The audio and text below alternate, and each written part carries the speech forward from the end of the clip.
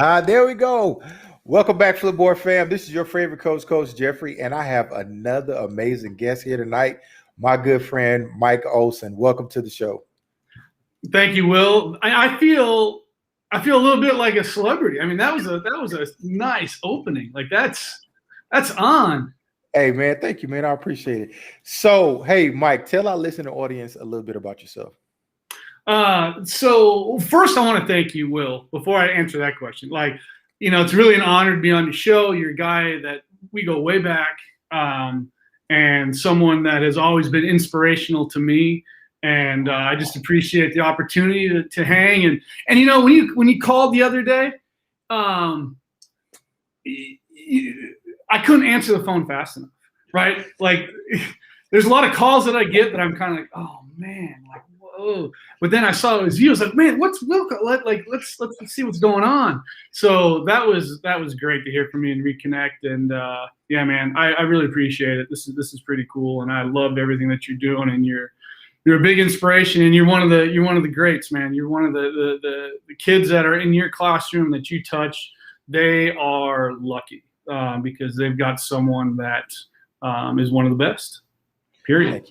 Thank you, man. I appreciate it, but I need you to stick to the script. Yeah, okay. I told you in the pregame that are you comfortable going off? And hey, there we go. Yeah, right from the jump. I'll just give you a tease. Yeah, no, it's great. It's great. So a little bit about myself. Well, I'm married and a father to two great boys. They're 12 and 9 now, or 8. It's tough. And that's great. Like, being a dad is probably one of the, and you know this, it's one of the greatest things in the world. Like, I love nothing more than hanging out with my boys and Leticia and just being together, right? Yeah. My background, I'm kind of a maverick. I'm kind of an entrepreneur. I should have been an entrepreneur from the start. I've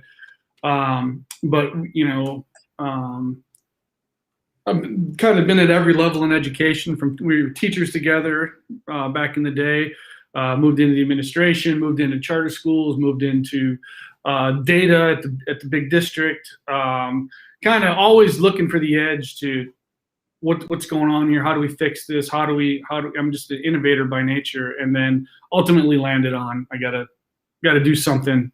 The answer for me was to just create something new. It's on the educational side, and then personally, love to cook, love to, like I said, love to grill. So that's a lot of fun, and lots of outdoor stuff. Grew up playing basketball, right, like yourself. So yeah, this I guess that's a little snapshot. It's hard to talk about yourself, yeah, it is. Well, let me brag on you for a little bit. As far as one of the most innovative and inspirational educators that I have ever known. Every time I talk to you, you ignite my passion for learning, and I'm glad that I can give you a call and you can reinvigorate me. As I was talking to you on the phone, of course, our wives are friends, and we've known each other for years. But we were just overly joyed to hear you and the people who you touched at Davis, as far as students and administrators from day one, from the time I met you up until now. You have always been a beacon. So I just thank you for doing that. So before we even get started, that's what I know about you, sir.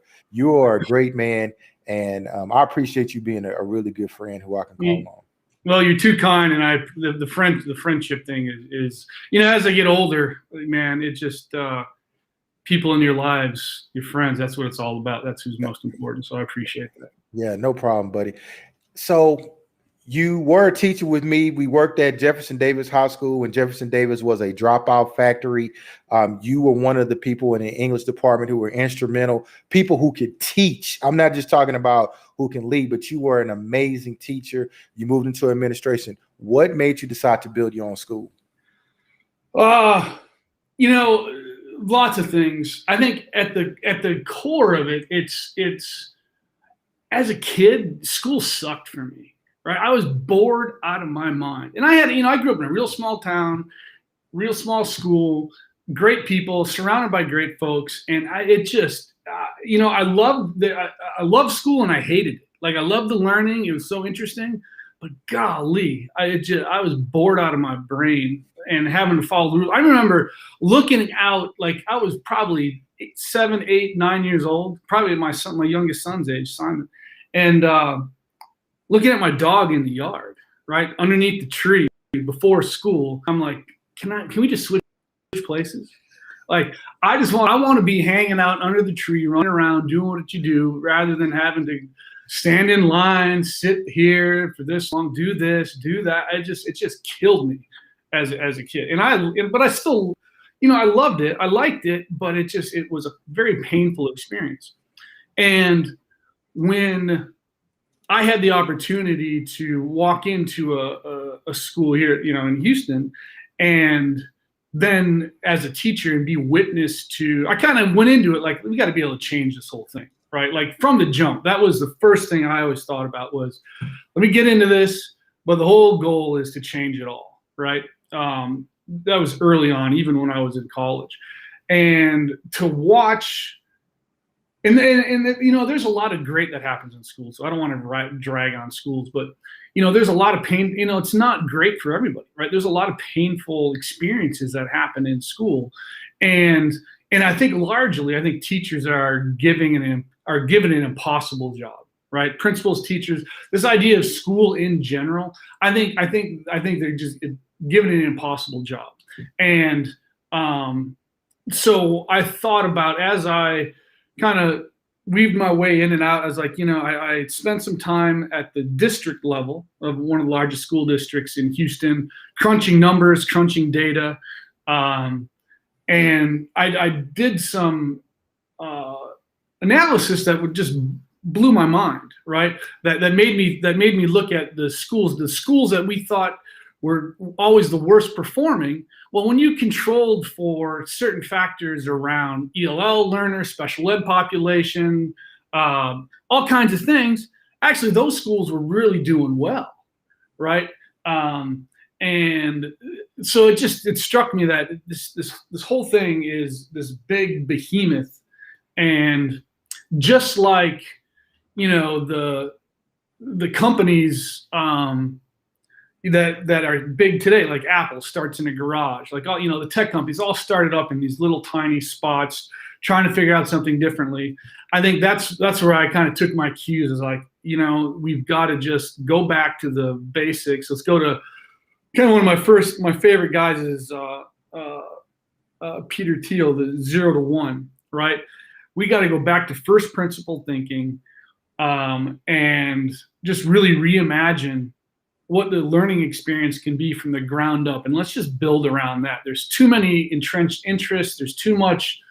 I'm constantly doing unlearning, right? And kind of from my experience and what we're doing now, and to really kind of the goal at the end of the day. And then my own kids were a reason why I wanted to start my own school. Is they would have been, we got great schools out here, they would have been fine, but I wanted freedom, independence, creativity, in a selfish way. I kind of wanted the school that I wanted as a kid, right? I think all of us as parents, especially with this pandemic, we kind of realized, man, it'd be nice to kind of do my own thing. And that's a whole nother conversation we can get to. But and so at the end of the day, I wanted to create a place that kids were learning so much, having so much fun, so safe, so interested, so engaged that they never want to leave, right? Like create the Harry Potter experience in the movies where the kids, maybe not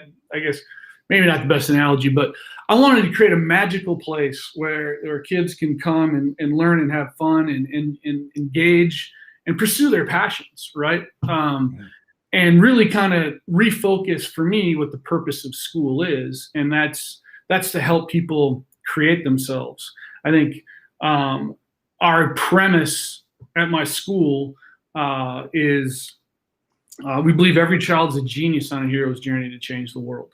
And when you look at an individual and look for the best, you look at each individual and you look for their greatness, right? And that's what you focus on, rather than the deficiencies, and rather than they're not, man, the guys, they didn't do well on this test, or they didn't do well here. Yeah, you always got to improve and get better, but it's got to be from this premise that this person in front of me is going to change the world in a profound way. And they have talent and greatness beyond anything I can ever imagine. And when you think about people that way, you treat them differently, right? And that's really kind of the premise of where we're coming from, is to create that place where everybody can thrive and be wonderful and be happy. And it's not all rainbows and lollipops. I mean, growth and thriving and building a community is hard, and there's tears and there's frustration and there's challenge. So I don't want to make it sound like it's easy. It's really hard, actually. It's profoundly hard. So not only did you build one school, but you built a network of schools. Am I correct? And how many schools? Yeah. So I joined the Acton Academy network with Laura and Jeff Sandifer. And so we were one of their first expansion schools, and now there's over 250 around the world. A lot of schools in Houston grew. We were the first site in Houston, and there's other entrepreneurs now in Houston that are running Actons, and it's just, it's amazing. I think the other premise of when I got started was to kind of build, this was before actually I met Acton, but to build a model where anyone anywhere can start their own school, right? Because I think we're at a time where everything's becoming distributed, right? You're looking at everything's going hyper local. Microbreweries is a great example. I think cryptocurrency is another example, where Twitter is a great example of how, the individual, the entire Middle Eastern country was destabilized with Twitter, because people had the voice and now they have an audience. And so I think that is an incredibly powerful technology that applies to all industries. And I think for schools, it's coming. Yeah, I think that you are a pioneer, most definitely, in that. I remember when you first started your journey with the school, you guys were in a pool house, right? Yeah. In your neighborhood.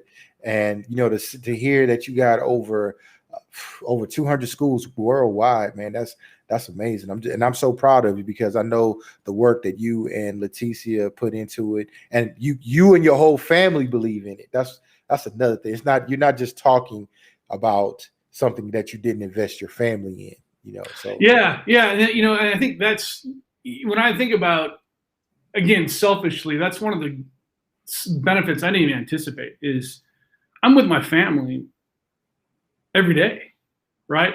And it's awesome, right? Like, I think every family's different. I think for certain families that'd be really hard, but for us, it's the best thing in the world, right? Yes. Like, we see each other all the time. It's just fabulous. Yeah. Let me stay on script here. What else you got?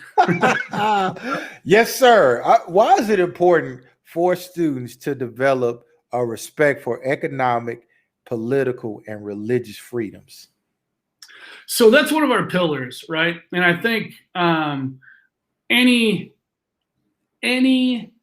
casual observation of any type of political discourse over the past 3 years, actually past 5 years, honestly, is evidence of why we need to develop a better civil discourse. And that starts with respecting economic, political, and religious freedoms, right? And I think one of the beautiful things about our studio is you bring your whole self to school, right? You live your values, and you're going to be engaged with people that have different values and different beliefs than you are. And that's really, really important. And I think the best way I can summarize kind of where the pinnacle of what is achievable is Ginsburg and Scalia, right? The two Supreme Court justices who are on the opposite end of every hot button political issue in the 20th century,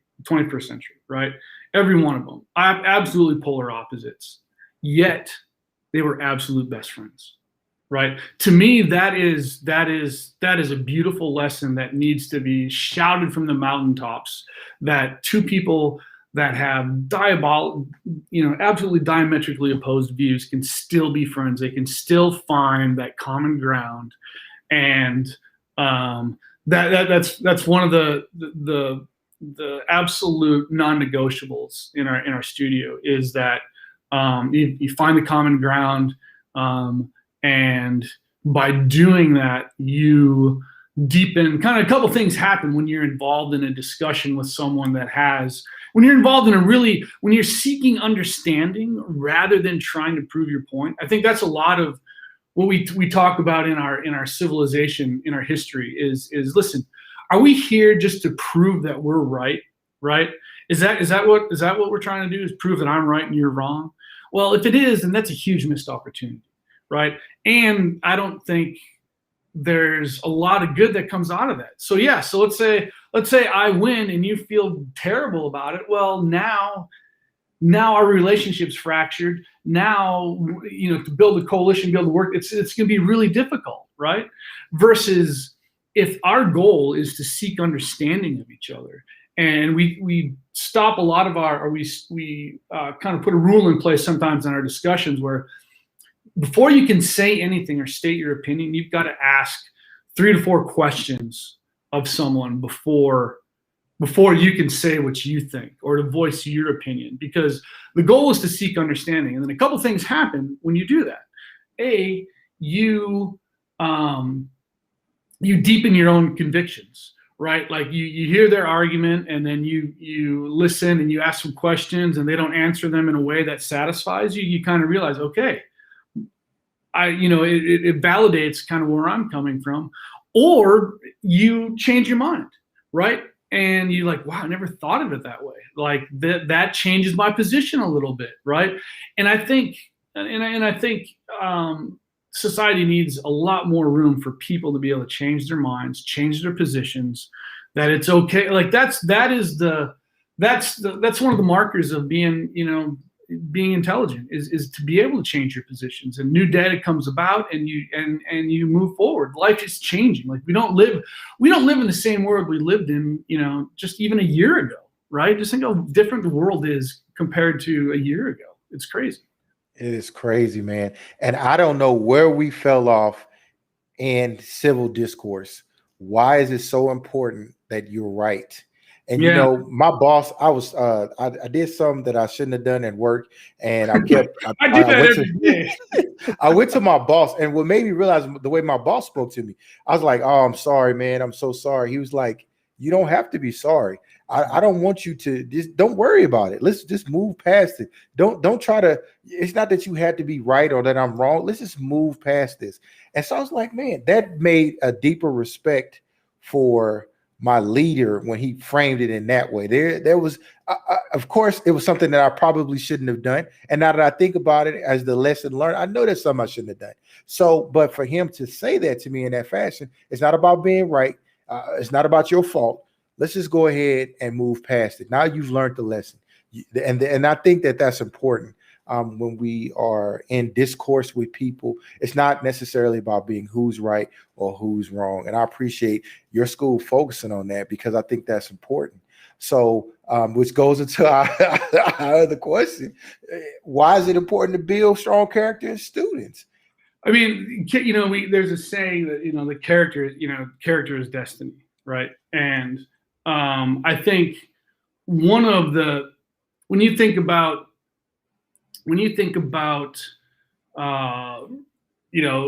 especially in schools, you can't get away from intelligence and smarts. So you think, oh, the really smart students, they're really sharp, this and that. And I think there's a whole problem there in and of itself that we can get into. But Enron was full of smart folks, right? I mean, there's no, being right and being smart, there's definite benefits, and there's importance to that.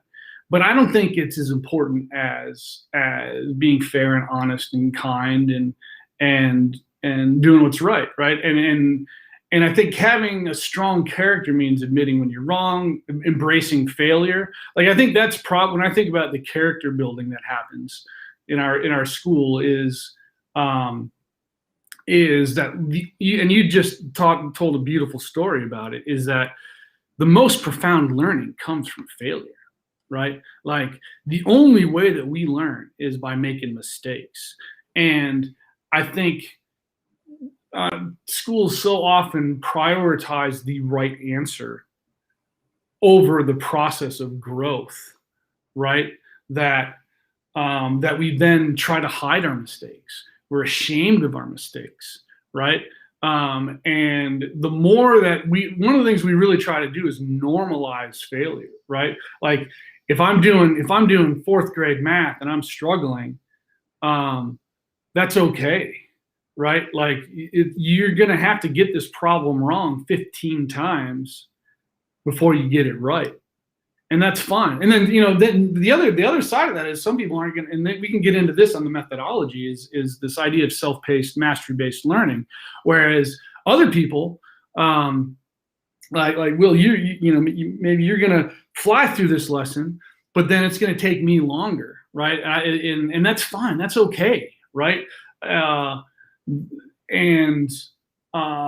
it takes character to be able to kind of admit that failure, to embrace that failure, to keep going, and use it for growth, right? And props to your principal, your boss, for making it a safe place to fail, right? Because that's what we need is like, yeah, you're gonna make mistakes, right? One of my mentors said to me, Mike, listen, you're never gonna make more mistakes than I have in my entire life, right? So it's okay. Right. And you just got to learn from it, right? You just got to grow from them, become a better person. And that's people with strong character. I think they welcome that. And then they're also generous with others, right? When they see someone else making those mistakes, I think the other thing that happens in school sometimes is I think we're so quick to punish, right? Like we want retribution and justice and blah, whatever, and we want to punish. And there's no growth that comes from shame and punishment, right? It's just hiding and running away and not learning from it. And so you see that in great leaders too, is they're incredibly generous with people. I just had a discussion today we were talking about discipline. And if your focus is not building strong character, then discipline is really not the end goal. I mean, it's not the means to get to where you need to be. So I really appreciate you pointing that out. That's definitely something I'm gonna have to rewind and take notes on this conversation, sir. We can talk about how we kind of do. We don't really do discipline in our scenario, but we do have boundaries, right? Okay. And we do have rules, and there's consequences, and I think. I get excited when I talk about it because I've seen some amazing things happen. But anyway, let's go on to the. No, because I do. Before we go there, because I want to talk about it, because that's an issue right now that a lot of schools who have to, because teachers are under the gun sometimes per se to get curriculum done, scope and sequence. Teaching and learning is the most important things that happen in the school, and they don't have time for misbehavior. And at the same time, we expect students to come to school with character. I'm an assistant principal, and that's one of the things that I have to make sure that when a student breaks a rule, then there's a consequence for it. But at what point, if I'm being introspective and I'm looking at myself, at what point am I trying to grow this student so that he doesn't make those same mistakes? And how do I grow his character in the same point? And how do I explain to someone why character is important? That's an important thing that I don't think that we focus on all the time. We'll focus on learning math. We'll focus on reading. We'll take tests to the nth degree, but the things that is measurable also in the school, we hardly pay any attention to. And that is building character. We want leaders in the school. We want kids to follow directions, but we don't focus on building character. And you know what, kind of how we approach it, I think about it in the same way as learning math. In order to build character, you're gonna have to make mistakes, right? You want to be truthful, you're gonna have to suffer the consequences of lying, right? Like I think we kind of make this assumption that someone is born with good character, or good character is always never making a bad decision, right? But I think with kids, the only way you learn math is when you're making mistakes and you fix them, or you're writing, be a good writer or a reader, or like failure is part of the learning process, and it's no different than what happens in the same thing with character, right? I need to suffer the consequences of not treating someone nicely, right? And that's how I learn. And so kind of what the way that we frame it is we separate out the individual. I don't think of it in terms of individual. We think about it as protecting the community, right? So at the beginning of the year, we sit down with we call our students heroes. We sit down with our heroes because heroes do hard things. That's why we call them heroes. And they do heroic things, and heroes get knocked down, and they stand back up, and they fail, and they try again. And it's not that they have super strength or anything, superpowers, but it's that they do hard things. And the first thing we ask is, what are the promises you guys need to make to each other to make this the best place in the world, right? For you, right? That you can come to. First thing they say is we have to, with no bullying. They don't want any bullying, no teasing, none of that stuff. That's number one. They want to be safe. Then they talk about things like they want to learn, right? They want to have fun.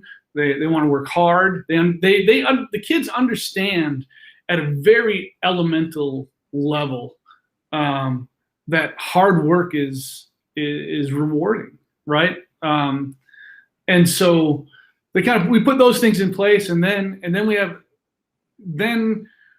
when those rules and those promises get broken, it's a matter of if, right? It's when. When is it going to happen, right? Then it's on. We put that on. We give that responsibility. The heroes have that responsibility to hold each other accountable to the covenant that they sign. We make a very big deal out of creating this covenant of promises to each other. We do a ceremony. They sign a document. The whole school comes together. This is elementary all the way to high school, right?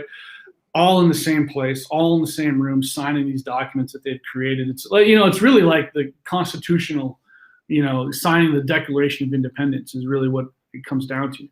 And then they are the ones that are responsible for when one of those promises get broken. So if there's a promise of I'm never going to distract myself or others, and I'm over at you, Will, I'm like, hey man, let's look at this, look at that, and our goal is to be working on math right now.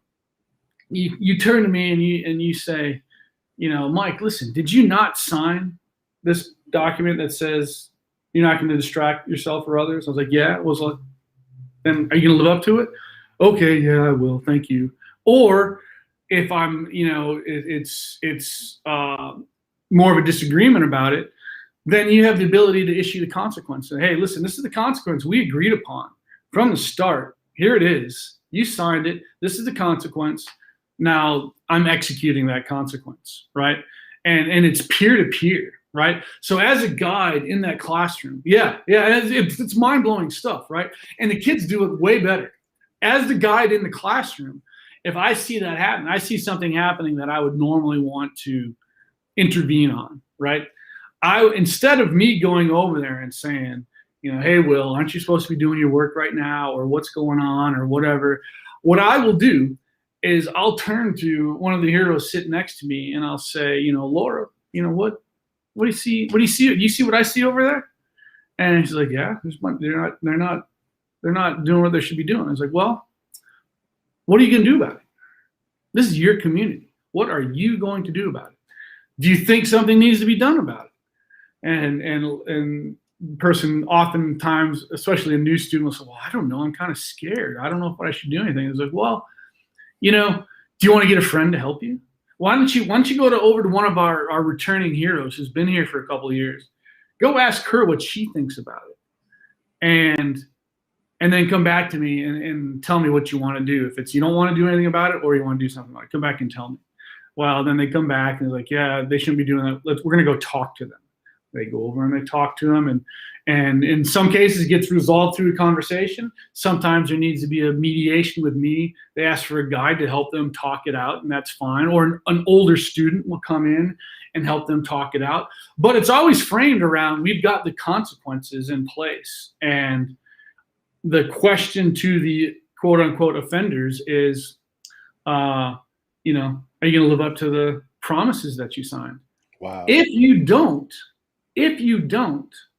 and it becomes a kind of a repeated pattern, we're going to honor your choices, and this isn't the best place, right? And so we really protect the community first, and as the individual, you have to choose to opt into that. And then if you're continually making choices that aren't honoring that community, we're going to honor your choices to not be a part of that community, right? And it rarely gets to the extremes. It did a lot more in the early years, but now that once they understand clearly the boundaries and what they have, it's really an amazing way to do student management discipline. I don't even think of it that way anymore. It's really about building a community that protects itself and enforces the boundaries that it has. And that students want to be a part of, so much so that they hold each other accountable. Yeah. Wow. And they take it seriously. They really take it seriously. And it's so powerful when the younger ones see older ones doing it. And then then the younger ones get to hold the older ones accountable too. Right. So that's they always like that. Right. And so it really, you think about, I think the challenge, obviously in a private school, we've got some options available that aren't always the same as a public school, right? But I think that's one of the, that's why I kind of go back to, it's a really hard challenge in that teachers are given in traditional schools. Yeah. Wow, that's amazing. And you guys have learning to do and learning to be, but that's even more important to your school than learning to know. When did you guys come up with that focus? So that actually, that actually comes from the Army. Oh, right. It goes back and I think there's been other people that have taken it and it's gone. I couldn't even tell you where the original source is, but that's one of the source documents from Acton. And the learning to know is the traditional realm of school, right? And right now, right here, I can get everything I need to know right here in the palm of my hand, right? And so that kind of low level of knowledge is not as prized as it used to be. I mean, a professor or a teacher used to be really the sole repository of the knowledge, right? Or the text. You came to a person because they had this knowledge. Well, that knowledge is now diffuse. It's spread, right? That still doesn't change the importance of the person, though, right? That's a whole nother conversation, and we can talk about how our guides are really important parts of the community.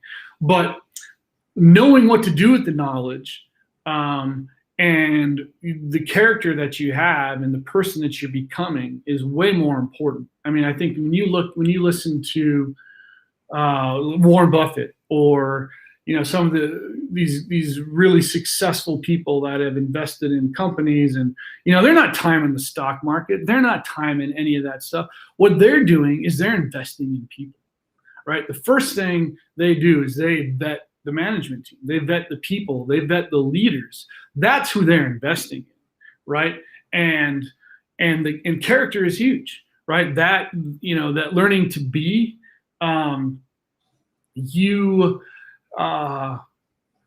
if I want to build a table, I could read a book about it first, or I could just kind of get started and then okay, I'm sawing and now I'm doing this, and I learn from my mistakes, and then I get the information in real time, right? Or I'm watching a video, or it's off of YouTube, or you learn as you do something. Now you're picking up the grammar and the knowledge and the names of things. Like for me to build a table, I don't need to know what a certain kind of joist is called, or a joint, or whatever. There's a lot of nomenclature I don't really need to know. But as I build it and as I gain expertise, that grammar comes along. And I think it's the same with writing, right? Like writing's a great example where you become a great writer by just writing, right? And getting feedback and improving. And it's this loop, and it's way better just to write and get feedback than to kind of study, the mechanics of writing, right? So totally agree with that. I remember when you were at Jeff Davis, you were an amazing English teacher. And do you guys think that you guys are changing education? Do you feel you guys are changing education?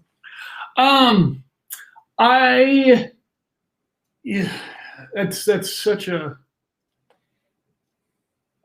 interesting question, right? I mean, the one thing that I want to do is serve my customers well, right? All the kids that come to me and their families, that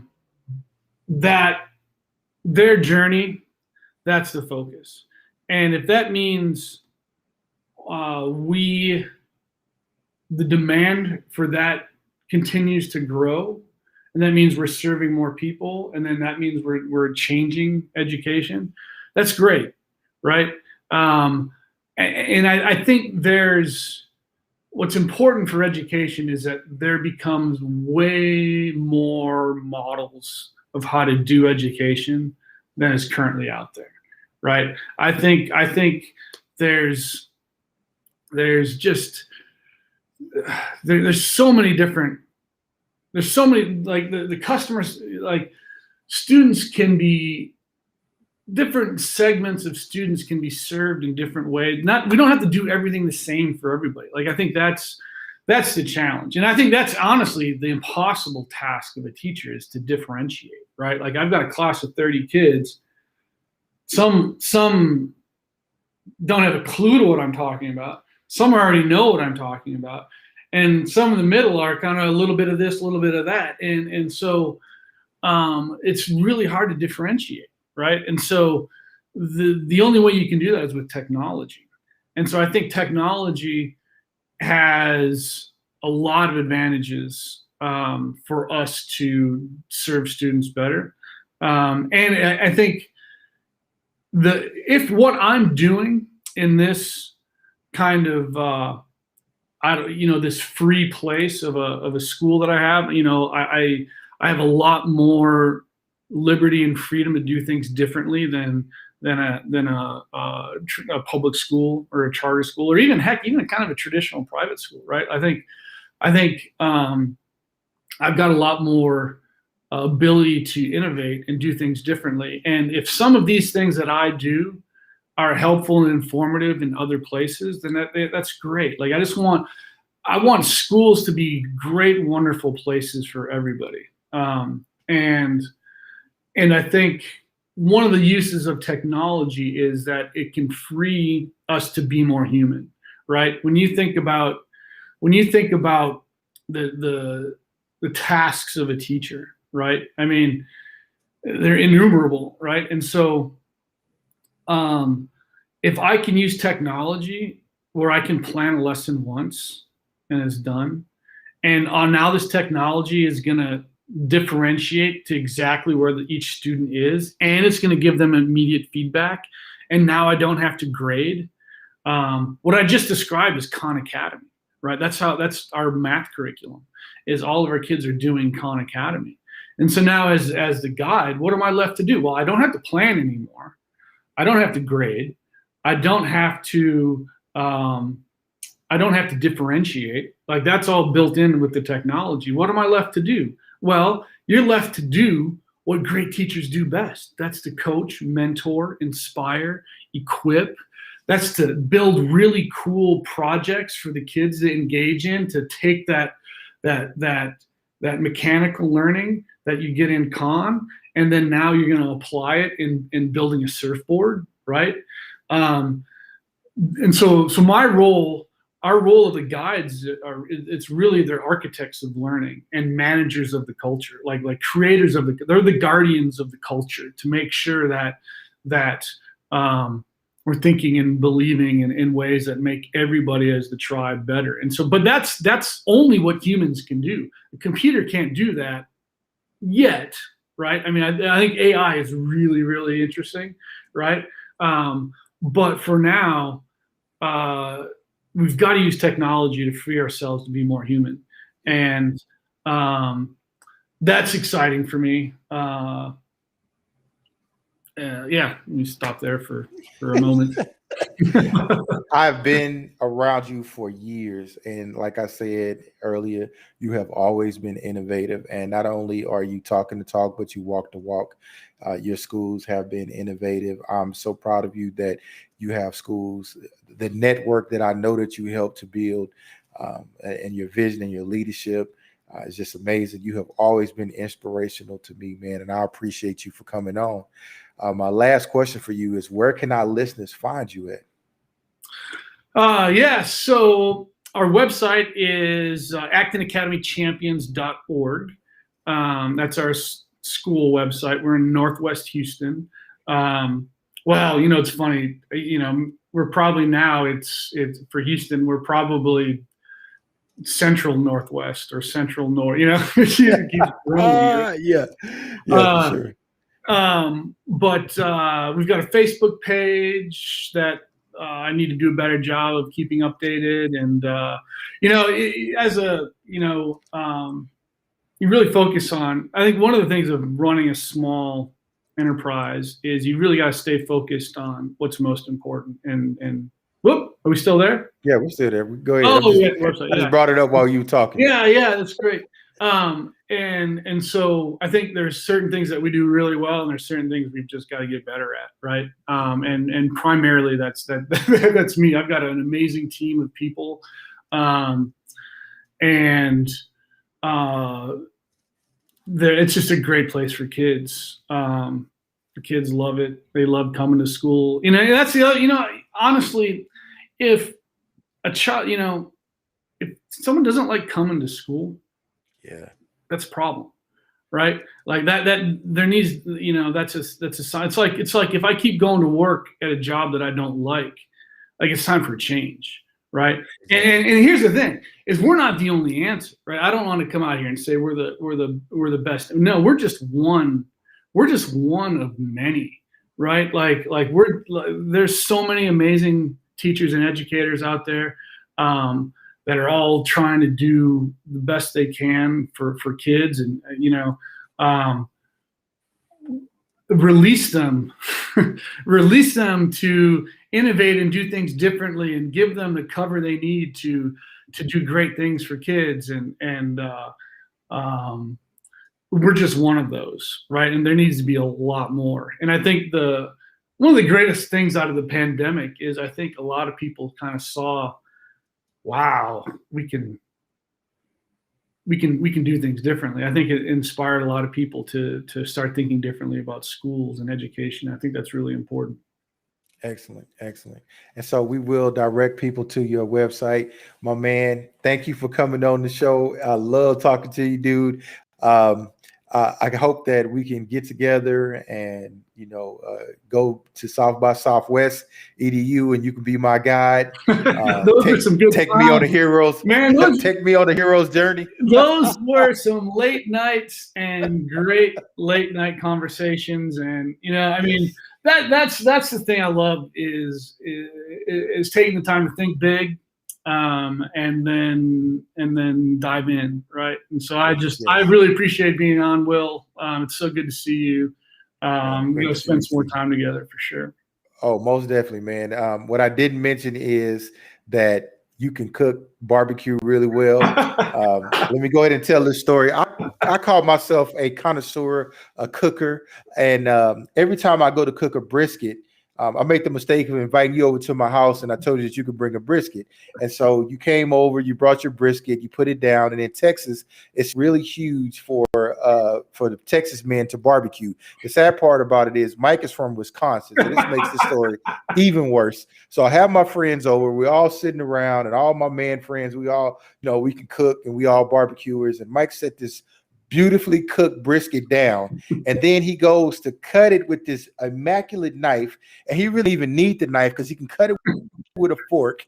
And then we taste the brisket, and everybody loves brisket. Now fast forward to every time I cook a brisket, no matter how it looks, when I sit down, and they be like, "Hey, that's a great brisket, Dad, but remember when Mike cooked that brisket?" You're too kind. You're too kind. Well, let's have another. Let's have another cook. Oh yeah. I'm inviting myself over, man. I gotta re-read my taste buds. But yeah, tell the family we said we love them and hi, and thank you for coming on again, my brother. I love it. Thank you, Will. You're the man, and best luck. Keep doing what you're doing, baby.